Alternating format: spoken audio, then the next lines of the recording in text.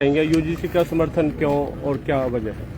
ये बहुत सारे सिपाही जो हैं लोकतंत्र सुरक्षा पार्टी के साथ जुड़ करके इसका पूरे 22 जिलों में हरियाणा के अंदर ज्ञापन देने के लिए आज एक कड़ी में हम यहाँ पर ज्ञापन देने के लिए डीसी को आए हैं कि ये यूजीसी बिल तुरंत लागू किया जाए।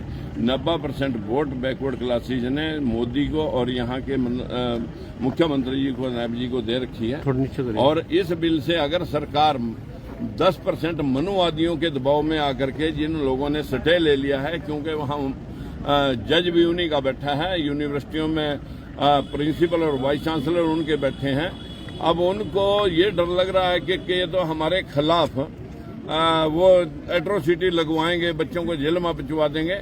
भाई ये किसी के खिलाफ एट्रोसिटी, इसमें निजी शिकायतों को तो प्रिंसिपल और वाइस चांसलर खुद सुनते हैं।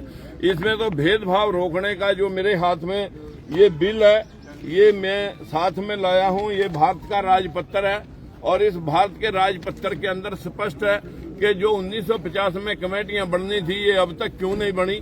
जिस प्रकार से 90% नौकरियां बैकवर्ड क्लासेज की जनरल कैटेगरी के लोगों ने इस्तेमाल कर लिए हैं और आज भी ये कह रहे हैं कि ये कमेटियां बननी ही नहीं चाहिए, ये कानून वापस लो। इससे सीधा मकसद बैकवर्ड क्लासेज के लोगों को समझ लेना चाहिए कि वो तुम्हें देना कुछ नहीं चाहते, सारे से वोट लेना चाहते हैं। हरियाणा के अंदर 3374 पोस्टें थी बैकवर्ड क्लासेज की, विभिन्न चाहे बिजली विभाग था, चाहे यूनिवर्सिटियां थी, चाहे और दूसरे डिपार्टमेंट थे। 3374 बैकवर्ड पोस्टों में से साथियों अब तक 308 लोग लगे हैं। इसका धरना डीसी के कोर्ट में पंचकूला में चल रहा है और मैं अभी आपके ऊपर कोर्ट का भी मामला, आपके एक 42,421 नंबर का एक केस है जो लगभग पिछले 2 साल से दर्ज है।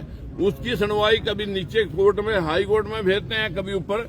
वहां उनकी सुनवाई 69,000 शिक्षक भर्ती घोटाला भी जो है ना वहीं संज्ञान में है सुप्रीम कोर्ट के, उनके लिए कोई जल्दी नहीं है।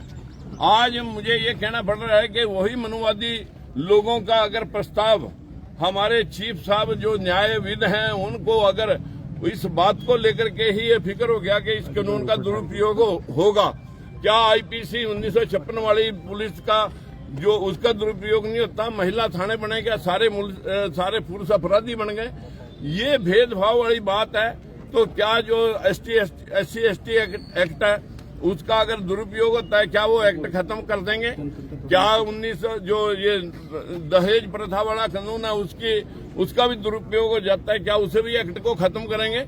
आप इस एक्ट को कैसे खत्म कर सकते हैं? इसमें कैसे, ये सुप्रीम कोर्ट का ही संज्ञान था कि तुरंत ये कमेटियां बनाई जानी चाहिए। इन कमेटियों में जब जनरल कैटेगरी के ही लोग आज इस देश में 52 लगभग 45 यूनिवर्सिटियां हैं, 45 यूनिवर्सिटियों में से 36 लोग जनरल कैटेगरी के वीसी हैं, वाइस चांसलर हैं। डीयू के अंदर मानवा कॉलेज है, उनमें सारे के सारे 100% के 100% जनरल कैटेगरी के प्रिंसिपल हैं। जो भाई कमेटियां बनाने वाले लोग हैं कॉलेजों में, यूनिवर्सिटियों में, वो तो जनरल कैटेगरी के लोग होंगे। उसमें वो प्रोफेसर लेंगे, वो भी जनरल के ले लेंगे। उसमें स्टूडेंट ले लेंगे, सिविलियन ले लेंगे, महिला और विकलांग ले लेंगे, वो भी वो जनरल के ले सकते हैं। उसमें कहीं किसी की जाति लिखी नहीं। लेकिन मेजोरिटी अगर बैकवर्ड और शेड्यूल कास्ट के लोगों की वो लेंगे तो ये भेदभाव जो 90% नौकरियां यूनिवर्सिटियों और कोर्टों में जो खत्म हुआ केस मामला, तो इस प्रकार का भेदभाव तभी रुकेगा। आज बैकवर्ड क्लास के और शेड्यूल कास्ट के दोनों लोगों को समझ लेना चाहिए कि 15% लोग आपको देना कुछ नहीं चाहते, खुश करना चाहते हैं। सरकार खुश करने के लिए ये बिल लेके आई है कि हम एक साइड में आपको खुश कर देंगे कि आपके लिए हमने कानून बना दिया, दूसरी साइड में उसे स्टे करवा देंगे। जिस तरह जो मंडल आयोग कमीशन के सिफारिश के ऊपर जो है न प्रतिबंध लगा करके 52% हिस्से को 27 कर दिया था और मिल अभी तक सारे बैकवर्ड क्लासेज को 10% रहा है। ये मेरे पास सारे रिकॉर्ड साथियों हैं, तो मैं आप सब साथियों को ऑन रिकॉर्ड ये बात लेकर के कह रहा हूँ। ये वो राजपत्र है, इसमें कहीं ऐसा नहीं लिखा कि आपके खिलाफ कोई इसका दुरुपयोग होगा। लेकिन सारे कानूनों का दुरुपयोग बिला कदा कहीं न कहीं अगर कोई करता है, क्या कानून खत्म कर दिए जाते हैं? तो मैं माननीय अपने सर्वोच्च न्यायालय के हमारे न्यायविद उनसे भी विनती करूंगा कि हमारे न्याय की पुकार आपसे है। 19 मार्च को जो फैसला आना है, आपने इस 85% लोगों का भी ध्यान आपने रखना है। आप हमारे गार्डियन हैं और अगर जातिवाद, अगर मनुवाद सर पे चढ़ के बोलेगा, चाहे वो किसी भी रूप में बोले, तो इसको भविष्य में बर्दाश्त नहीं किया जाएगा। बीजेपी वाले भी समझे, भविष्य में एक वोट भी आपको नहीं मिलेगी अगर आप इस कानून से बैकआउट हुए। ठीक। Thank you.